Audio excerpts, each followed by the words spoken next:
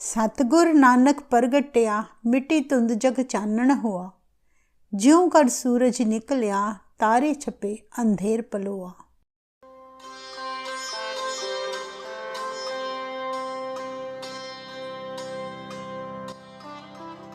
पाकिस्तान के जिला शेखुपुरा के गांव रायभोई की तलवंडी में एक अत्यंत सुंदर मनमोहक बालक का जन्म हुआ, जिसके चेहरे पर इतना रब्बी नूर था कि जो भी उसे देखता बस उसका श्रद्धालु ही बन जाता। हम बात कर रहे हैं सिखों के पहले गुरु और सिख पंथ के संस्थापक श्री गुरु नानक देव जी की, जो सारे संसार को अंधकार से उजाले की ओर ले जाने तथा सत्य का मार्ग दिखाने के लिए धरती पर प्रकट हुए। इसके साथ ही पापियों और पाखंडियों को धर्म का रास्ता दिखाकर एक निरंकार से जोड़ने के लिए आप जी ने सारा जीवन अर्पण कर दिया। गुरु नानक देव जी ने अंधकारमय युग में व्यर्थ के वहमों भ्रमों को समाप्त करके लोगों को धर्म का सही रास्ता दिखाया। उन्होंने किरत करो नाम जपो और वंड छको का उपदेश दिया तथा पंगत और संगत की परंपरा चलाई। आप जी का उपदेश केवल एक धर्म या जाति तक सीमित ना होकर बल्कि समस्त संसार के सभी धर्मों और जातियों की एकता को बनाए रखना था। श्री गुरु नानक देव जी का जन्म 1469 ईस्वी में कार्तिक मास की पूर्णिमा के दिन पिता मेहता कालू जी और माता तृप्ता देवी जी के घर में हुआ। पाकिस्तान का वह स्थान आजकल श्री ननकाना साहिब कहलाता है, जहां इस दिन को बड़े उल्लास के साथ मनाया जाता है। आपके पिता खत्री जाति के बेदी थे। खेती बाड़ी के काम के साथ ही हाकिम राय बुलार के पास पटवारी का भी काम किया करते। गुरु नानक देव जी की एक बड़ी बहन बीबी नानकी थी, जो उम्र में आपसे 5 वर्ष बड़ी थी। वह अपने छोटे भाई को बहुत प्यार करती और देखभाल करती। कहते हैं आप जी के जन्म के समय पिता मेहता कालू जी ने पंडित हरदयाल को अपने बालक की जन्म पत्रिका बनवाने के लिए बुलाया। घर आकर पंडित ने दौलता दाई से बालक के जन्म का समय पूछा और बालक ने पहला शब्द क्या कहा था। दौलता दाई ने हैरानी से पंडित को बताया कि मेरे हाथों अनेक बालक जन्मे हैं, परंतु यह बालक अलौकिक है। इस बालक ने जन्म के समय ऐसे भाव प्रकट किए मानो कोई बुद्धिमान पुरुष पहली मुलाकात में हंसकर मिलता हो। मुझे इस बालक के जन्म पर हैरानी हो रही है। दाई से सारा विवरण लेकर पंडित ने कालू जी से कहा कि तुम्हारा बालक शुभ घड़ी में पैदा हुआ है, भविष्य में इसके सिर पर छत्र झूलेगा। पंडित ने जब बालक को देखा तो तुरंत उनके चरण छू लिए। बालक के बारे में अद्भुत बातें सुनकर माता पिता के आनंद की कोई सीमा न रही। हिंदू रीति के अनुसार 13 दिन हो जाने पर पंडित ने बालक को चोला पहनाया और नाम रखा नानक निरंकारी। पिता मेहता जी ने ऐसा नाम सुनते ही हैरानी से पंडित से कहा कि यह नाम तो हिंदू और मुसलमान दोनों का मिला जुला रूप है, नाम तो कोई और होना चाहिए था। तब पंडित ने कहा कि आपका पुत्र एक दिव्य ज्योति का अवतार है। ऐसा अवतार इस धरती पर आज तक नहीं हुआ। श्री राम जी, श्री कृष्ण जी आदि जितने भी अवतारी पुरुष धरती पर आए, उनको केवल हिंदू धर्म के लोग ही पूजते थे, जबकि आपके पुत्र नानक निरंकारी को भविष्य में हिंदू और मुसलमान दोनों ही पूजेंगे। इतने शब्द सुनते ही कालू जी की सारी शंका खत्म हो गई। बालक की जन्म पत्रिका बना लेने के बाद पंडित ने उसे पढ़ते हुए कहा, यह बालक ऐसे नक्षत्र में पैदा हुआ है जिसे मैं ईश्वर का अवतार कह सकता हूँ। यह संसार में सूर्य की भांति चमकेगा, सारा ब्रह्मांड इसकी स्तुति करेगा। यदि यह समुद्र में जाएगा तो समुद्र भी इस बालक के लिए रास्ता छोड़ देंगे। यह अद्वितीय होगा, जिसके जैसा और कोई नहीं। यह केवल एक पूर्ण ब्रह्म की पूजा व सिमरन का प्रचार करेगा। एक पूर्ण धर्मात्मा और ज्ञान वैराग्य का अद्वितीय ज्ञाता होगा। एक परमात्मा के अलावा किसी की पूजा नहीं करेगा। यह पूर्ण अवतार है, अर्थात सभी कलाओं में संपूर्ण। सभी देवी देवता, भूत प्रेत और पैगंबर, ऋषि मुनि इसकी आज्ञा मानेंगे। यह जगत निर्माता खुद अवतार धारण करके संसार के कल्याण हेतु प्रकट हुआ है। अपने बालक की इतनी सारी बातें सुनते ही उनकी खुशी का कोई ठिकाना ना रहा। समय बीतता गया। आपका बचपन अनेकों चमत्कारों से भरा था। स्वभाव में आप बड़े ही विनम्र और दयालु थे, साथ ही बड़े मस्त मौला। जब आप 5 वर्ष के हुए तो आपने अपनी कलाएं दिखानी शुरू कर दी। जैसे कहते हैं कि होनहार बिरवान के होते चिकने पात। एक बार की बात है, गुरु नानक देव जी ने अपने घर से एक बहुमूल्य वस्तु उठाकर किसी गरीब अपाहिज को दे दी। यह बात जब कालू जी के कानों में पड़ी तो वह गुरु जी से बहुत क्रोधित हुए। उस पंडित को शिकायत करके बोले कि तुमने तो कहा था यह बालक छत्रपति होगा, परंतु यह तो अपना घर ही साफ करने में लगा है। तब पंडित जी ने कहा, जब इस बालक का सही समय आएगा तब आपने हम जैसे लोगों से बात भी नहीं करनी। कहते हैं गुरु नानक देव जी बचपन में सदा बड़े बच्चों के साथ ही खेला करते। आपका उनके साथ खेलना भी अद्भुत था। सभी बच्चों को अपने इर्द गिर्द बिठाकर बीच में चौंकड़ा मारकर बैठ जाते और ईश्वर की बातें किया करते। यहाँ पर गौर करने वाली बात है कि 5 वर्ष का बालक ना समझ होता है, उसको तो अपनी भी समझ नहीं होती, जबकि आप जी अपने से बड़े बच्चों को ईश्वरीय बातें सुनाते।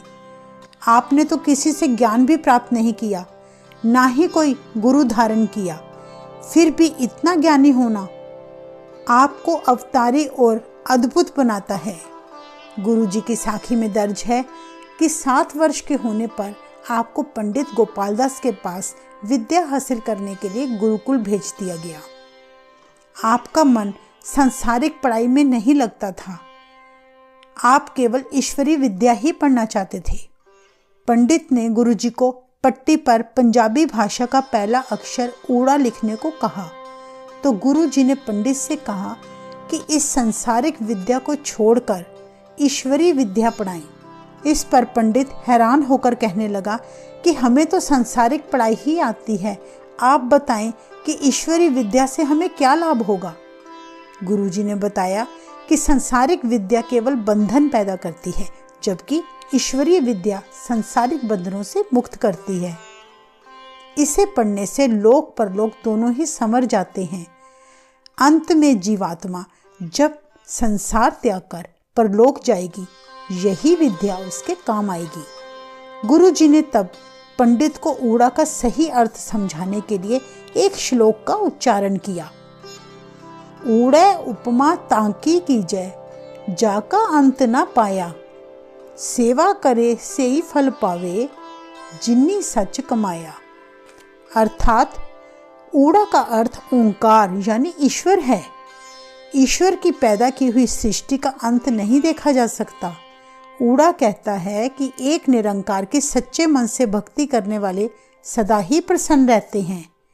इस प्रकार गुरुजी ने पंडित को गुरुमुखी के सभी अक्षरों का ईश्वरीय अर्थ समझाया, जिसे सुनकर पंडित बहुत प्रभावित हुआ और गुरु नानक देव जी को सम्मान सहित गुरुकुल से घर छोड़ने आया और कालू जी से कहा कि तुम्हारा पुत्र तो इतना विद्वान है जिसके प्रश्नों के उत्तर हमारे पास भी नहीं है। इस कलयुग में चारों वेदों की विद्या अलोप हो रही है।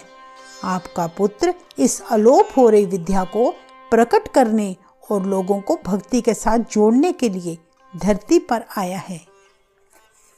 कहते हैं 9 वर्ष की आयु होने पर हिंदू रीति के अनुसार आपको जनेऊ धारण करना अनिवार्य था। पंडित ने जैसे ही जनेऊ धारण करने की रस्म शुरू की तो गुरु जी ने पंडित को भरी सभा में रोकते हुए प्रश्न किया कि यह जनेऊ पहनना क्यों जरूरी है, इसे पहनने की विशेषता बताएं तथा इसको धारण करने से जीव को कौन सी उपाधि प्राप्त होती है।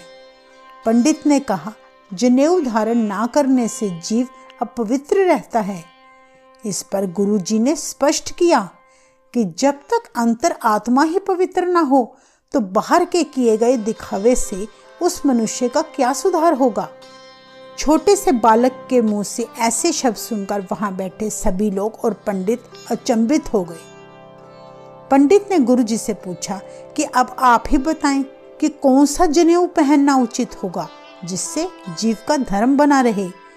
गुरुजी बोले, दया कपाह संतोख सूत जत गंडी सतवट, एहो जनेऊ जी का हई त पांडे कत, ना ए टुटे ना मल लगे, ना ए जले न जाए, तनसु मान स्नान का जोगल चल पाए। अर्थात दया की कपास हो, उससे संतोष रूपी धागा बनाएं और सत्य का उस पर वट लगाकर गांठ लगाएं। ऐसा जनेऊ जिसमें दया, संतोष और सत्य हो वही गले में धारण करें। इसलिए पंडित जी, जो आप जनेऊ मुझे धारण करवाना चाहते हैं वह तो मेरे किसी काम का नहीं।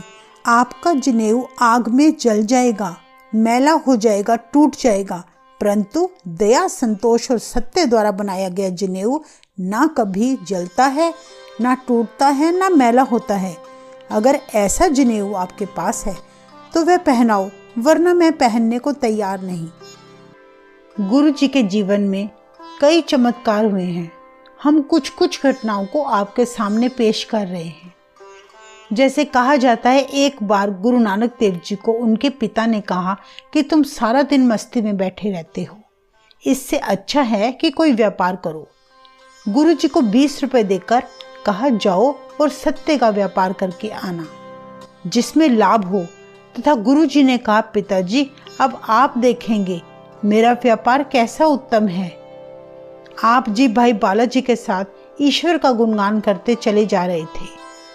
कुछ कोस दूर जाकर आपने साधुओं की मंडली देखी, जिन्हें देखते ही आप जी ने भाई बालाजी से कहा, मुझे तो यहाँ खरा सौदा नजर आ रहा है। पिताजी की आज्ञा भी अच्छे व्यापार करने की है, फिर तो इससे उत्तम और खरा व्यापार नहीं है। भाई बालाजी गुरुजी से बोले, कालू जी का स्वभाव तो आपको पता ही है और मैं तो आपका दास हूँ, इसलिए आप जो कहेंगे मैं वही करूँगा। गुरुजी ने उन 20 रुपयों से 7 दिन के भूखे साधुओं को भोजन कराया और घर लौट आए। जब आपके पिताजी को सारी खबर पता चली तो उन्होंने आप जी को बहुत गुस्सा किया। तब किसी तरह बीबी नानकी जी ने अपने भाई को बचाया। राय बुलार के कानों में जब यह खबर पड़ी कि आज गुरु नानक देव जी से कालू जी बहुत नाराज हैं, तो उन्होंने कालू जी को समझाते हुए कहा, इस बालक को साधारण बालक मत समझो, इस पर गुस्सा मत किया करो। इतना कहते ही राय बुलार की आंखें नम हो गई। वास्तव में कालू जी अपने पुत्र को साधारण बालक समझते थे। गुरु जी के परमेश्वर रूप का उनके माता पिता को जरा सा भी आभास नहीं था, जिसके कारण पिता पुत्र से अक्सर परेशान रहते। असल में गुरु जी के पिता उनको एक सफल व्यापारी बनाना चाहते थे, परंतु गुरु जी सदा ईश्वर ध्यान में लीन रहते। बहुत से कामों में आपको व्यस्त रखने की बड़ी कोशिशें की गई। आपकी साखी में दर्ज है कि पिताजी ने आपको एक दिन अपनी गाय भैंसे चराने के लिए भेज दिया। आप जी ने उन जानवरों को जंगल में छोड़ दिया और खुद हमेशा की तरह ध्यान अवस्था में चले गए। तभी एक जाट के खेत में घुसकर आपके जानवरों ने उसकी सारी फसलें बर्बाद कर दी। अपने खेत की ऐसी बुरी हालत देखकर उस जाट ने गुरु जी से शिकायत करते हुए कहा कि तुम्हारे जानवरों ने तो मेरा सारा खेती नष्ट कर दिया, इसलिए इसका अब हर्जाना भरना पड़ेगा, और कुछ अपशब्द कहने लगा। तब गुरुजी बोले, अगर किसी भूखे जानवर ने कुछ खा भी लिया है तो गुस्सा मत करो, परमात्मा इसमें भी तुम्हारी उन्नति करेगा। परंतु जाट अपनी बात पर अड़ा रहा और गुरुजी को लेकर वे हाकिम राय बुलार के पास चला गया। तब राय बुलार ने उनके पिता कालू जी को कहा कि आप अपने पुत्र को समझाएं। उसी समय गुरुजी ने जाट से कहा, तुम्हारी खेती तो ज्यों की त्यों है, तुम्हारा कोई नुकसान ही नहीं हुआ, नहीं यकीन तो खुद जाकर देखाओ। जब खेत में जाकर देखा गया तो फसलें बिल्कुल सही सलामत पाई। ऐसा दृश्य देखकर सभी चकित रह गए और जाट सभी के सामने झूठा साबित हुआ। इतिहास में यह भी दर्ज है कि एक बार आप जी अपने जानवरों को जंगल में छोड़कर खुद एक वृक्ष के नीचे लेट गए। तब आपकी आंख लग गई। आप जी के मुख पर धूप पड़ने से पसीने की बूंदें चमकने लगी। तब एक चमत्कार हुआ। कुदरती रूप से हाकिम राय बुलार वहीं से गुजर रहे थे। उन्होंने अपनी आंखों से देखा कि गुरु नानक देव जी के सिर पर शेषनाग ने खड़े होकर अपने फन फैलाकर उन पर छाया कर दी। यह सारा प्रसंग उसने कालू जी को सुनाया और हिदायत देते हुए कहा, कभी भी इस बालक पर क्रोध मत करना। आपका बालक एक महान शख्सियत का स्वामी है और एक दिव्य रूप है तथा संसार के जीवों के माया रूपी बंधन तोड़ने के लिए ही तुम्हारे घर जन्म लिया है। सन 1475 ईस्वी में आप जी की बहन बीबी नानकी जी का विवाह सुल्तानपुर के निवासी जयराम जी से किया गया। कुछ समय बाद पिता कालू जी के बुलाने पर बीबी नानकी जी अपने पति जयराम जी के साथ जब अपने मायके आईं तो राय बुलार ने जयराम जी से कहा कि तुम अपने साले यानी गुरु जी को अपने साथ सुल्तानपुर ले जाएं, क्योंकि कालू जी अपने पुत्र को हमेशा डांटते रहते हैं और यह उनसे देखा नहीं जाता। कहते हैं कुछ समय बाद कालू जी और माता जी ने अपने पुत्र को सुल्तानपुर भेज दिया। उन्हें उम्मीद थी कि शायद अपनी बहन के घर जाकर उनका बेटा किसी काम में व्यस्त हो जाए। गुरुजी बीबी नानकी जी के घर ही रहने लगे और जीजा जयराम जी ने जहाँ वे खुद नौकरी करते थे उसी मोदी खाने में गुरु नानक देव जी को नवाब दौलत खान के पास नौकरी दिलवा दी। वहाँ गुरुजी आय व्यय का हिसाब देखा करते और सौदा तोला करते। अगर कोई जरूरतमंद मांगने आता तो कभी उसे खाली हाथ ना भेजते। पिता कालू जी यह जानकर संतुष्ट हो गए कि अब उनका पुत्र काम में व्यस्त हो गया है। मोदी खाने का मालिक नवाब दौलत खान अगर गुरु जी को 5 सेर अनाज तोलने के लिए कहता तो गुरु जी 5.25 सेर देकर भेजते। इस तरह आप जी जरूरतमंदों को अनाज देकर झोलियां भरते। भिखारी और गरीब लोग मोदी खाने के आसपास ही भीड़ लगाकर खड़े रहते। कहते हैं जिन पत्थरों से आप 13-13 कहकर अनाज तोलते थे वह पावन पत्थर आज भी सुल्तानपुर के मोदी खाने में मौजूद हैं, जहां पर गुरुद्वारा श्री हट साहिब स्थित है। गुरु जी 13-13 प्रभु को संबोधित करते हुए अनाज तोला करते थे। कहते हैं कुछ नीच आचरण के लोगों ने जयराम जी से चुगली करते हुए कहा, तुम्हारा साला सारा मोदी खाना गरीबों में लुटा रहा है, जो कल को तुम्हारी बेइज्जती का कारण भी बन सकता है। तब जयराम जी ने परेशान होकर सारी बात अपनी पत्नी बीबी नानकी जी को बताई तो वे मुस्कुराते हुए अपने पति को कहने लगी कि जैसे उस परमात्मा का ज्ञान सबसे पहले इंद्र देवता को हुआ था और फिर सारे संसार में ईश्वरीय ज्ञान फैला, ठीक उसी तरह श्री गुरु नानक देव जी महाराज का परिचय सबसे पहले मुझे प्राप्त हुआ। इसलिए हे स्वामी, आप व्यर्थ की चिंता ना करें और आप मेरे भाई को साधारण मनुष्य समझने की भूल ना करें।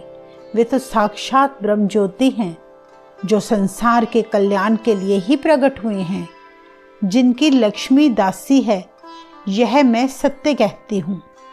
इतना कहकर वे चुप हो गई। बीबी नानकी जी ने अपने भाई श्री गुरु नानक देव जी को अपने घर पर बुलाया।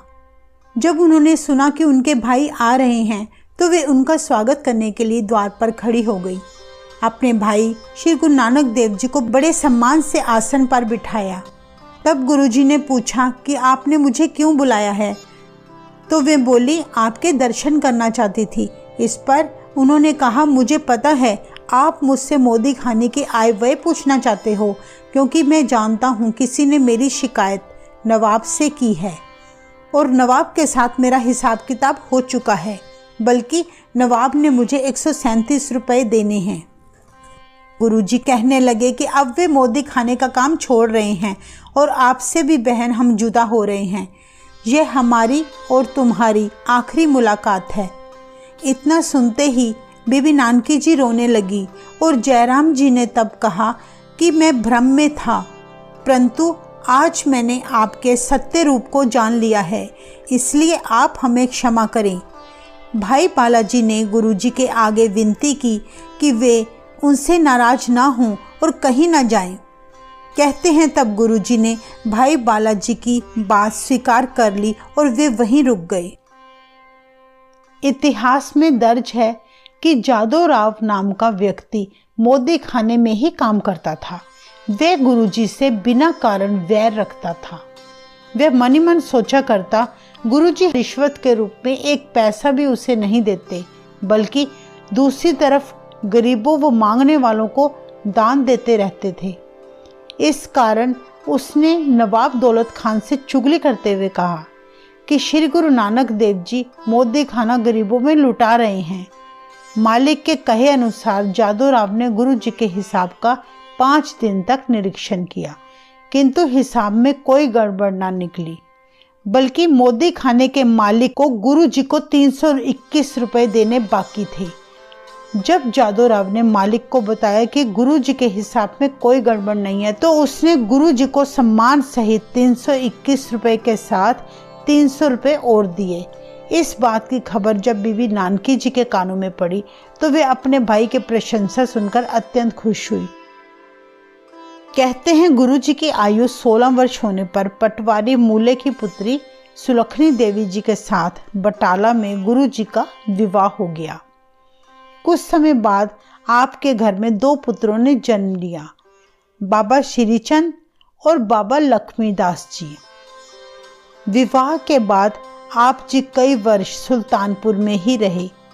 कहते हैं गुरुजी सारा दिन मोदी खाने का कामकाज देखते और रात्रि के आखिरी पहर होते ही काली बेई नदी में स्नान करके बेरी के पेड़ के नीचे ईश्वर ध्यान में लीन हो जाते। यही दिनचर्या थी आपकी। आजकल सुल्तानपुर का वही स्थान गुरुद्वारा श्री बेर साहिब कहलाता है। बड़ी महानता है उस गुरु घर की, जहाँ जाकर माथा टेककर संगत को अपने सतगुरु की अनुभूति होती है। कहते हैं गुरु नानक देव जी ने रोज की तरह काली बेई नदी में स्नान करने के लिए एक दिन डुबकी लगाई, तो देखते ही देखते वे अलोप हो गए। यह खबर पूरे शहर में फैल गई। जब आप बाहर ना निकले तो सभी ने यह मान लिया कि गुरुजी नदी में डूब गए हैं, परंतु आपकी बहन का विश्वास अटल था। वह जानती थी कि उसका भाई सुरक्षित है। तब वहां एक चमत्कार हुआ। गुरुजी नदी से तीसरे दिन बाहर निकल आए और मूल मंत्र का उच्चारण करने लगे। सुल्तानपुर वासी आप जी को सही सलामत देखकर हैरान हो गए कि कोई साधारण मनुष्य तो जल में 3 दिन रहकर जीवित नहीं बाहर आ सकता। इतिहास में उल्लेख किया गया है कि आप जी ने जपजी साहिब की रचना सुल्तानपुर के बेरी के पेड़ के नीचे ही बैठकर की थी। इस घटना के बाद गुरु जी को गृहस्थ के प्रति परम वैराग्य हो गया था। गुरु जी ने बीबी नानकी जी को कहा, बहन अब हम जा रहे हैं। तब वे बोली, अब मैं आपके दर्शन कैसे करूंगी? तो गुरुजी ने कहा, जिस समय तुम हमें याद करोगे हम उसी क्षण हाजिर हो जाएंगे। अपने माता पिताजी को आप जी ने बताया कि निरंकार ने उन्हें धरती पर सारे मनुष्यों को एक परमात्मा से जोड़ने के लिए और सभी धर्मों के लोगों को एक सूत्र में बांधने के लिए ही भेजा है। इसलिए देश विदेश जाकर सभी मनुष्यों के कल्याण के लिए और ईश्वर का संदेश जन जन तक पहुंचाना है। उन सभी को मेरी बहुत जरूरत है। तब आप जी ने अपने माता पिताजी की आज्ञा लेकर भाई मर्दाना जी को अपने साथ लिया और संतों वाला वेश धारण करके चल पड़े यात्राएं करने। सबसे पहली आपकी उदासी यानी यात्रा भाई लालो जी के घर से आरंभ हुई थी। जैसे कहते हैं कि युगों युगों से प्रभु अपने भक्तों के वश होते आए हैं। गुरुजी दिलों की जानने वाले थे। उन्हें पता था कि भाई लालो जिसके साथ पिछले युगों से रिश्ता है, जब उसने प्रेम से गुरुजी को याद किया तो गुरुजी उसी के घर भाई मर्दाना जी के साथ हाजिर हो गए। बड़े प्रेम और सम्मान के साथ भाई लालो ने आप जी का सत्कार किया। कहते हैं आप जी अपने भक्त के प्रेम में वशीभूत होकर 1 महीना उसके घर ठहरे थे। उसी समय के दौरान मलिक भागो जो उसी शहर में रहता था, उसने अपने घर ब्रह्मभोज का आयोजन किया। सभी हिंदू ब्राह्मणों को उसने निमंत्रण भेजा। जब उसे पता चला कि श्री गुरु नानक देव जी जो कि खत्री हैं और भाई लालो के घर ठहरे हुए हैं, इसलिए गुरु जी को भी उसने ब्रह्मभोज में बुलावा भेजा। परंतु गुरु जी ने मलिक भागो के सेवक को उस यज्ञ में जाने से मना कर दिया, क्योंकि वे मलिक भागो को नहीं जानते थे।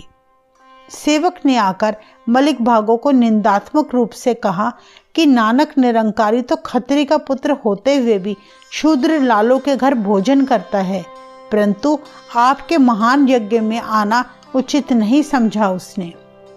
मलिक भागो के आत्मसम्मान पर ठेस पहुंची और उसने तुरंत कुछ सेवकों को गुरु जी को जबरदस्ती ब्रह्मभोज में लाने के लिए भेज दिया।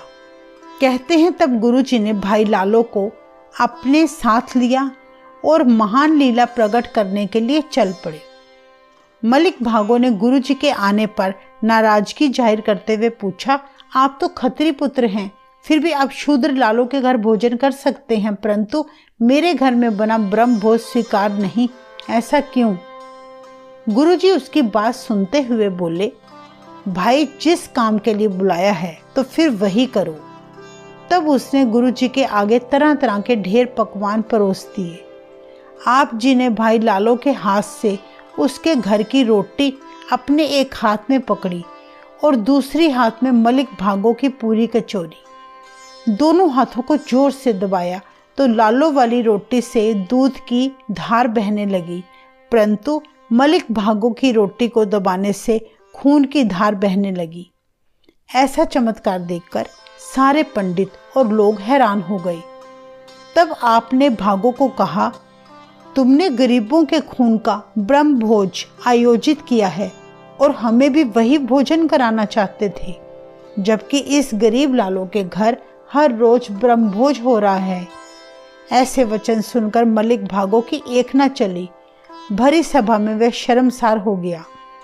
फिर आप भाई लालो के घर से चलकर देश विदेश की यात्राओं पर निकल पड़े।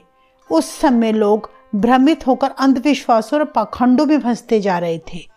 लोगों की ऐसी बुरी हालत देखकर गुरुजी धर्म स्थानों, तीर्थ स्थानों पर जाकर वहां के पंडितों, मौलवियों, काजियों को सच का संदेश देकर एक ईश्वर की भक्ति पर जोर दिया करते। आप जी ने भारत, अफगानिस्तान, अरब के देशों में भ्रमण किया। हर स्थान पर जाकर आप संगत करते। हर कोई आपके वचनों से प्रभावित होता, चाहे वह व्यक्ति किसी भी धर्म, जाति से संबंधित हो। आप जी ने आपस में वैर विरोध खत्म करने के लिए संगत और पंगत की परंपरा चलाई। लंगर की प्रथा आप जी के द्वारा शुरू की गई, जिसमें हर जाति के लोग, अमीर हो या गरीब, एक साथ बैठकर भोजन करते। चाहे कोई मौलवी हो, पंडित हो या साधु हो, आपकी बातों से बिल्कुल सहमत होते।